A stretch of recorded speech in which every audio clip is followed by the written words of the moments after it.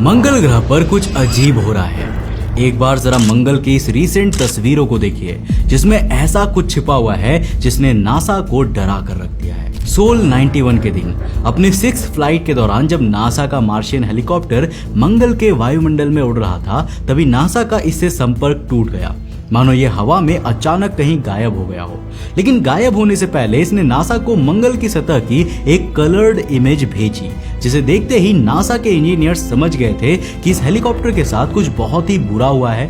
पर आखिर क्या हुआ? आखिर मंगल ग्रह के इन इमेजेस में ऐसा क्या डराने वाला छिपा हुआ था जिसने नासा को इतना डरा दिया? और आखिर ये तस्वीर इस मार्शियन हेलीकॉप्टर के मंगल पर अचानक गायब होने से कैसे जुड़ी है? साथ ही जानेंगे मंगल के एक ऐसे मिस्टीरियस मॉन्स्टर के बारे में जो पूरे ग्रह को निगल लेता है, जिसके चलते अंतरिक्ष से देखने पर मंगल ग्रह का रंग तक बदल जाता है। तो हेलो गाइस, मैं हूं कौशिक और चलिए शुरू करते हैं एक और नए एपिसोड को।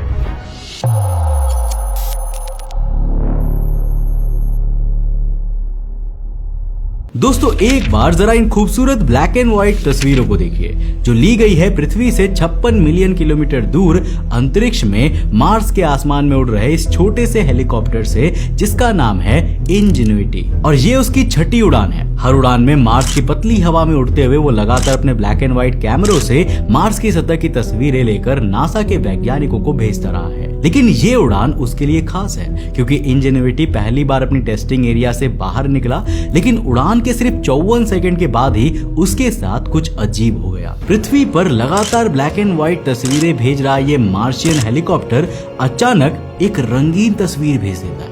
ये नासा के लिए काफी शॉकिंग थी, क्योंकि इस तरह की रंगीन तस्वीरें कैप्चर करने के लिए इंजेन्युइटी के सिस्टम को डिजाइन ही नहीं किया गया था। इस पॉइंट तक नासा समझ गई थी कि हेलीकॉप्टर के साथ कुछ बड़ी समस्या हुई है। और कुछ ही समय बाद ये कंफर्म भी हो गया, जब मार्स के आसमान में उड़ रहा इंजेन्युइटी अचानक से गायब हो गया। पर आखिर कहां?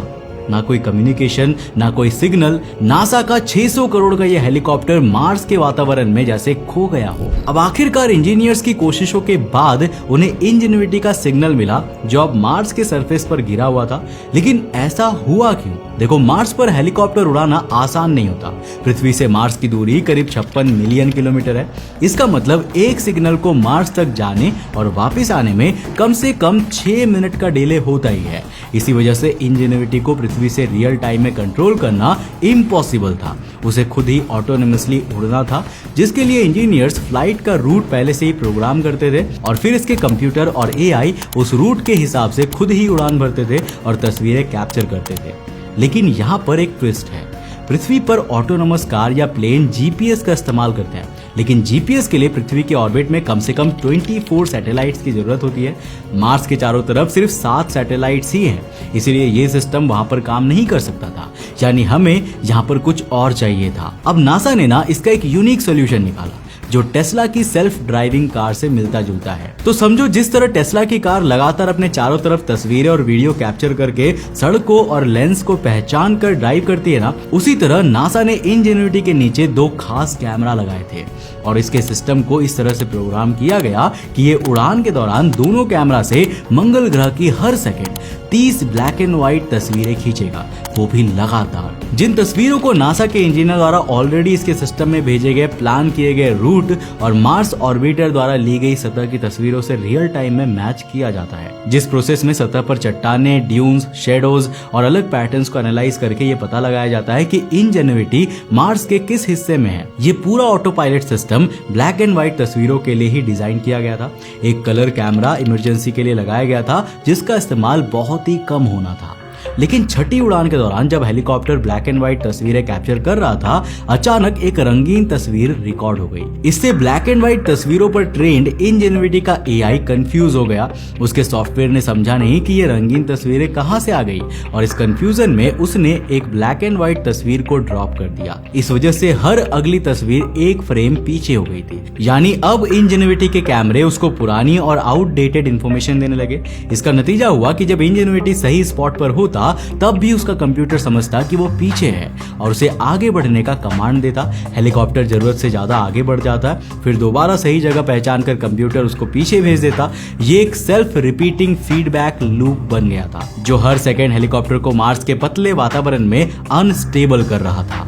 लेकिन इस मुश्किल वक्त में इंजेन्युइटी के इंटरनल सेफ्टी सिस्टम ने खुद ही खतरे को पहचाना और क्रैश होने से पहले ही हेलीकॉप्टर ने इमरजेंसी लैंडिंग कर ली। इस दौरान नासा के सर्वे से भी इसका सिग्नल कुछ देर के लिए गायब हो गया, क्योंकि इस वक्त पूरा कंट्रोल नासा के पास नहीं बल्कि हेलीकॉप्टर के अपने ऑटोनोमस सिस्टम के पास था। अब कुछ समय बाद नासा को आखिरकार इंजेन्युइटी का सिग्नल मिला, तब उन्होंने तुरंत डेटा को एनालाइज किया। ये कंफ्यूजन जो इस कलर्ड इमेज की वजह से बनी थी, उस सॉफ्टवेयर एरर को पृथ्वी से मार्स तक एक सॉफ्टवेयर अपडेट भेजकर फिक्स कर दिया गया। लेकिन नासा के किसी वैज्ञानिक को अंदाजा नहीं था कि ऐसी ही एक सिचुएशन मार्स के इस हेलीकॉप्टर के असली अंत की वजह बनेगी, क्योंकि आगे मार्स पर उसका इंतजार कुछ ऐसा ही चीज कर रहा था जिसे वैज्ञानिक मार्स का मॉन्स्टर कहते हैं।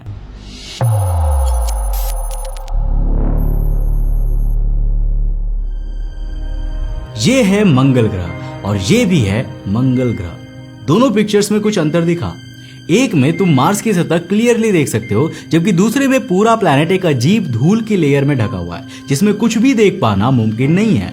टेक्निकली ये मार्स के डस्ट स्टॉर्म्स है जो मोस्टली मार्सियन विंटर में ज्यादा पैदा होते हैं। ये इतने विशालकाय और भयानक होते हैं कि कई बार पूरे ग्रह को अपनी लपेटे में ले लेते हैं। ये स्टॉर्म्स ऑलरेडी सूरज से दूर जा चुके मार्स पर सनलाइट को ब्लॉक कर देते हैं, जिससे सरफेस का टेम्परेचर -85 डिग्री सेल्सियस से लेकर -125 डिग्री सेल्सियस तक गिर जाता है। अंटार्कटिका के रिकॉर्डेड -89 डिग्री सेल्सियस से भी ज्यादा ठंडा ये धूल के तूफान हफ्तों तक चलते हैं और मार्स की सूखी बारीक रेत को हवा में उड़ाकर मशीन्स के अंदर घुसा देते हैं। इंजीनियर्स इन्हें मार्स का सबसे बड़ा मॉन्स्टर कहते हैं और यही हुआ सोल 312 पर। जब इंजेन्युइटी हेलीकॉप्टर अपनी 19th उड़ान की तैयारी कर रहा था, उसी वक्त इंजीनियर्स को एक अर्जेंट कॉल मिला। जजीरो क्रेटर के पास एक बड़ा डस्ट स्टॉर्म बन चुका था जो सीधा इंजेन्युइटी की तरफ बढ़ रहा है। मिशन कंट्रोल ने तुरंत 19th फ्लाइट को रोक दिया। वो स्टॉर्म पूरे 6 दिन तक चला, जिसमें हवाओं की रफ्तार करीब 20 मीटर पर सेकंड की थी। क्या इंजेन्युइटी इस मार्स मॉन्स्टर को सरवाइव कर पाया? ये सवाल नासा के इंजीनियर्स के जहन में लगातार चल रहा था। स्टॉर्म खत्म होने के बाद टीम ने नर्वस होकर इंजेन्युइटी को सिग्नल भेजा, लेकिन डर सच साबित हुआ और कोई जवाब नहीं आया। दोबारा सिग्नल भेजा गया, फिर भी खामोशी थी। ये कोई मामूली ग्लिच नहीं था, इस बार हेलीकॉप्टर के साथ कुछ बहुत बुरा हुआ था। बस सवाल ये था कि कितना बुरा। क्या ये अभी भी जिंदा था या मार्स के मॉन्स्टर ने इसका अंत कर दिया? इंजीनियर्स ने तुरंत इस सिस्टम को रिवर्स एनालाइज करना शुरू किया। क्या ये सिर्फ कम्युनिकेशन फेलियर है या फिर पावर सिस्टम क्रैश हो गया है या कुछ परमानेंट शटडाउन है? मार्स की रातें लंबी और बेरहम होती है। इंजेन्युइटी के हर इंटरनल कंपोनेंट को एक वार्म बॉक्स में रखा गया था, जिसमें छोटे रेजिस्टिव हीटर्स उसे रात भर गर्म रखते थे। लेकिन विंटर और डस्ट स्टॉर्म के कॉम्बिनेशन से सनलाइट इतनी कम हो गई थी कि हेलीकॉप्टर के सोलर पैनल्स इलेक्ट्रिसिटी जनरेट करना बंद करने लगी थी। हीटर्स ऑलमोस्ट बंद हो चुके थे, जिससे वो एक डीप स्लीप मोड में चला गया। लेकिन एक आखिरी उम्मीद अब भी बाकी थी। इंजेन्युइटी के अंदर एक छोटा सा अलार्म क्लॉक लगा हुआ था जो हर सुबह उसे जगाता था। अगर उस समय कोई सिग्नल आता तो इंजेन्युइटी रिस्पॉन्ड करता, वरना 15 मिनट बाद वापस स्लीप मोड में चला जाता। नासा की हाइपोथेसिस ये थी कि बैटरी शायद पूरी ड्रेन हो गई होगी और सनलाइट आने पर बैटरी थोड़ी रिचार्ज हो जाए। लेकिन नासा ने यहाँ एक गलती कर दी थी। उन्हें ये याद नहीं रहा कि इंजेन्युइटी का सिस्टम इस तरह डिजाइन था कि अगर बैटरी पूरी तरह ड्रेन हो जाए तो रिचार्ज होने पर हेलीकॉप्टर का इंटरनल क्लॉक ऑटोमेटिकली रीसेट हो जाएगा। नासा अब तक उसे सुबह 9 बजे मार्स टाइम पर सिग्नल भेज रहा था, पर इंजेन्युइटी उस समय जाग ही नहीं रहा था। जब इंजीनियर्स को यह बात रियलाइज हुआ, उन्होंने कैलकुलेशंस दोबारा किए। अब नए कैलकुलेशन ने एक नया कम्युनिकेशन विंडो दिया, सुबह 11:45 मार्शियन टाइम का। गलती रियलाइज होने पर नासा ने अगली सुबह 11:45 पर दोबारा सिग्नल भेजी और शॉकिंग बात यह थी कि इस बार हेलीकॉप्टर ने जवाब दिया। इंजेन्युइटी अब भी जिंदा था, पर मार्शियन मॉन्स्टर ने उसे बुरी तरह से डैमेज कर दिया था। हेलीकॉप्टर को टोटल 3 मेजर नुकसान हुए थे।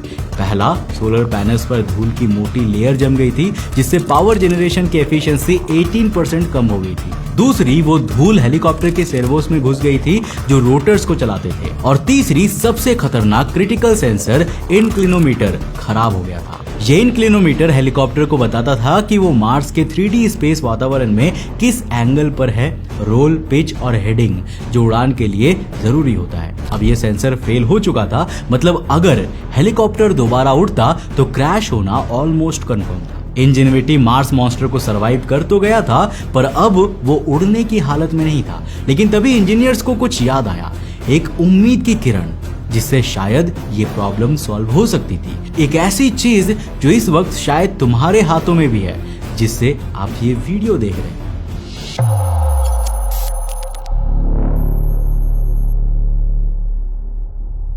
देखो, इंजेन्युइटी का वजन सिर्फ 680 ग्राम का था, एक किताब जितना। लेकिन इस खिलौने जैसे हेलीकॉप्टर में इंसान का वो सपना छिपा हुआ था जो चांद पर कदम रखते हुए भी नहीं देखा गया, किसी दूसरे ग्रह की हवा में उड़ान भरना। ये हेलीकॉप्टर नासा के किसी हाईटेक लैब में नहीं, बल्कि आम स्मार्टफोन और गैजेट्स के पार्ट से बने थे। इसमें सैमसंग गैलेक्सी S5 का प्रोसेसर था, बैटरियां कॉर्डलेस ड्रिल से निकाली गई थी और गूगल पिक्सल 3 के एक्सेलेरोमीटर्स और जाइरोस्कोप्स लगे हुए थे।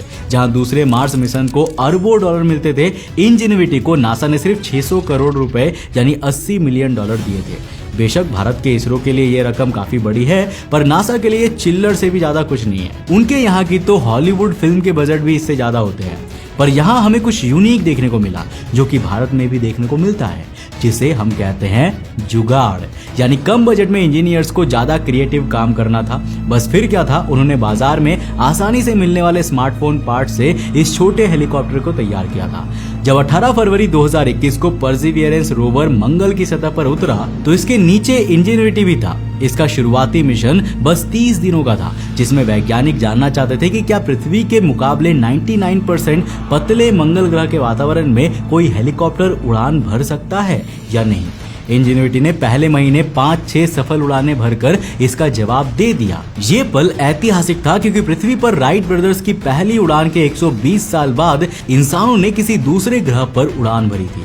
नासा की टीम सिर्फ खुश नहीं थी, बल्कि हैरान भी थी। ये छोटा सा हेलीकॉप्टर अब वो काम कर रहा था जो $2.7 बिलियन का परसिवियरेंस रोवर नहीं कर पा रहा था। इंजेन्युइटी मंगल के ऐसे मुश्किल इलाकों में उड़कर तस्वीरें भेज रहा था जहां रोवर नहीं पहुंच सकता था। इंजेन्युइटी अब रोवर की आंखें बन चुका था। लेकिन सोल 312 को मंगल ग्रह के भयानक तूफान ने जब इंजेन्युइटी को बुरी तरह से डैमेज कर दिया, तब यहाँ फिर एक बार इंजीनियर्स ने हार नहीं मानी। तो जैसा कि मैंने आपको बताया, ये मशाल हेलीकॉप्टर स्मार्टफोन डिवाइसेस के नॉर्मल पार्ट्स को जोड़कर बनाया गया था, और इन्हीं में से 2 ऐसे पार्ट्स थे जो काफी कॉमन है और आजकल हर स्मार्टफोन में होते हैं, जैसे माइक्रो इलेक्ट्रोमैकेनिकल सिस्टम, एक्सेलेरोमीटर्स और जाइरोस्कोप्स। यही वो चीजें हैं जिसके कारण हमारे फोन में स्क्रीन रोटेशन, स्टेप काउंट और फोन उठाते ही लाइट के ऑन होने जैसे फंक्शन रन करने की कैपेबिलिटी होती है। एंड हमारे फोन्स के ये टाइनी सेंसर्स न्यूटन और हुक्स के लॉ पर चलते हैं, जहां एक छोटे सस्पेंडेड मास को फ्लेक्सिबल आर्म से पकड़कर रखा जाता है, जो झटके या गति के अनुसार हिलता है। उसके मूवमेंट से कैपेसिटेंस चेंज होती है और वहीं से एक्सेलरेशन का पता चलता है, जिसके बाद नासा की टीम ने इंजेन्युइटी में लगे स्मार्टफोन के इन एक्सेलेरोमीटर्स और जाइरोस्कोप्स को इस्तेमाल करने का प्लान बनाया। यानी इंक्लाइनोमीटर को बाईपास करो और phone grade IMU inertial measurement unit से ओरिएंटेशन निकालो।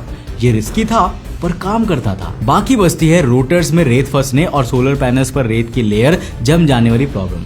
तो इसका सोल्यूशन नासा ने निकाला कि अब से वो इंजेन्युइटी के हर उड़ान में उसे हवा में थोड़ा झटका देते हुए हिलाएगा, ताकि उसके पैनल्स और रोटर्स में जमा रेत धीरे धीरे उतर जाए। एंड शॉकिंगली नासा के ये तीनों जुगाड़ भी काम कर गए और इंजेन्युइटी दोबारा मंगल के आसमान में उड़ने लगा। बट इस पॉइंट ऑफ टाइम तक नासा को भी समझ में आ गया था कि अब ये इंजेन्युइटी का लास्ट फेज है और शायद ये ज्यादा समय तक मंगल पर जिंदा नहीं रह पाएगा। लेकिन नासा ने भी ये नहीं सोचा होगा कि इस ब्यूटीफुल मार्शियन हेलीकॉप्टर का अंत इतना दर्दनाक होगा।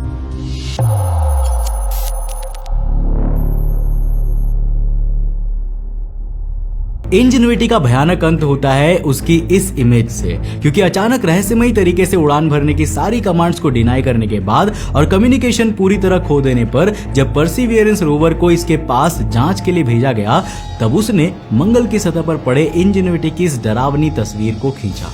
डरावनी इसलिए क्योंकि जब इंजीनियर्स की नजर इस तस्वीर के बाएं कोने पर मौजूद इस हिस्से पर पड़ी, तो वो समझ गए थे कि अब ये मार्शियन हेलीकॉप्टर दोबारा कभी मंगल के वातावरण में उड़ नहीं पाएगा। फ्लाइट 71 इंजेन्युइटी के मिशन की सबसे लंबी यात्रा थी। उसे ब्राइट एंजल क्षेत्र तक उड़ना था, जहां परसिवियरेंस रोवर उसका इंतजार कर रहा था। नासा की टीम ने आसान सा रास्ता चुना था, बस एक ड्यून पार करना था। सब कुछ ठीक चल रहा था, लेकिन उड़ान के दौरान वही पुरानी फ्लाइट 6 वाली समस्या फिर से आ गई। मंगल की सतह पर पर्याप्त लैंडमार्क्स नहीं थे, जिससे इंजेन्युइटी के नेविगेशन कैमराज ने अपनी दिशा की समझ खो दी। जैसे ही इंजेन्युइटी ने यह समस्या डिटेक्ट की, उसके एआई ने पहले ही तुरंत इमरजेंसी लैंडिंग मोड एक्टिवेट कर दिया, बिना ये देखे कि वो किस जगह पर उतर रहा है। इंजेन्युइटी तेजी से मंगल की सतह से टकराया, लेकिन किस्मत से कोई भी बड़ा नुकसान नहीं हुआ। पर अब नासा ने खुद अपने मिशन के ताबूत में आखिरी कील ठोकने का काम किया, एक लास्ट डिसीजन से। उन्हें फ्लाइट 71 में हुई इस इमरजेंसी लैंडिंग का अंदाजा हो गया था, इसीलिए उन्होंने नेक्स्ट फ्लाइट सिंपल, सीधी और छोटी रखी, ताकि उन्हें इंजेन्युइटी की लैंडिंग साइट और सरफेस पर मौजूद दूसरे डेंजर्स का सही अंदाजा लग सके। इसमें बस इंजेन्युइटी को सीधा ऊपर उठाना था, चारों तरफ की तस्वीरें खींचनी थी और फिर वापस वही सेम स्पॉट पर लैंड करना था। Vertical and simple flight 72। Finally flight 72 शुरू हुई। इंजेन्युइटी मंगल की जमीन से ऊपर उठा, कैमराज ने काम शुरू किया, तस्वीरें ली, लेकिन नीचे आते समय फिर एक बार नेविगेशन सिस्टम ने दिशा खो दी। इस बार इमरजेंसी लैंडिंग भी उसे बचा नहीं सकी। इंजेन्युइटी तेज रफ्तार से मंगल की सतह पर टकराया और नासा ने उससे कॉन्टैक्ट खो दिया। क्या वो बच पाया था? कितना बड़ा नुकसान हुआ था, इसका पता लगाने के लिए नासा ने पास ही मंगल पर रिसर्च कर रहे परसिवियरेंस रोवर को क्रैश साइट पर भेजा। रोवर ने जो देखा वो दिल तोड़ने वाला था। इंजेन्युइटी जमीन पर पड़ा था, उसके रोटर ब्लेड्स टूटकर बिखरे हुए थे। मंगल के इतिहास में पहली बार कोई हेलीकॉप्टर दुर्घटनाग्रस्त हुआ था और पहली बार इंसान किसी दूसरे ग्रह पर हुई एयर क्रैश की इन्वेस्टिगेशन कर रही थी। इन्वेस्टिगेशन में यह पता चला कि तेज इमरजेंसी लैंडिंग के दौरान इंजेन्युइटी अपने ही रोटर ब्लेड से टकरा गया, जिससे ब्लेड्स टूटकर सतह पर गिर गए। ये साफ हो गया कि इंजेन्युइटी अब कभी नहीं उड़ पाएगा। लेकिन यहाँ पर एक और चौंकाने वाली बात सामने आई। इंजेन्युइटी के सर्वोस, एवियोनिक सेंसर्स और स्ट्रक्चर्स अब भी ऑपरेशनल थे। ये हेलीकॉप्टर अब भले ही उड़ नहीं सकता था, पर ये अब भी नासा के लिए एक मार्शियन वेदर स्टेशन की तरह काम कर सकता था। और यही हुआ। इंजेन्युइटी आज भी मंगल की सतह पर बैठकर अपने कैमरास और सेंसर्स की मदद से मंगल के मौसम और वातावरण के आंकड़े लगातार भेज रहा है। वैसे क्या आपने कभी सोचा था कि आपके हाथ में मौजूद नॉर्मल स्मार्टफोन के पार्ट्स इतने पावरफुल हो सकते हैं कि उनसे दूसरे ग्रह पर उड़ने वाला हेलीकॉप्टर बन जाए? उम्मीद है आपको ये कहानी काफी पसंद आई होगी और इस वीडियो से आपको काफी कुछ नया सीखने को मिला होगा। अगर ये वीडियो आपको पसंद आया तो इस वीडियो को लाइक करने के साथ साथ अपने दोस्तों के साथ जरूर शेयर करना और उन्हें भी मार्स के इस खूबसूरत इंजेन्युइटी हेलीकॉप्टर की कहानी के बारे में जरूर बताना। मैं मिलता हूं आपको नेक्स्ट एपिसोड के साथ, तब तक के लिए बाय।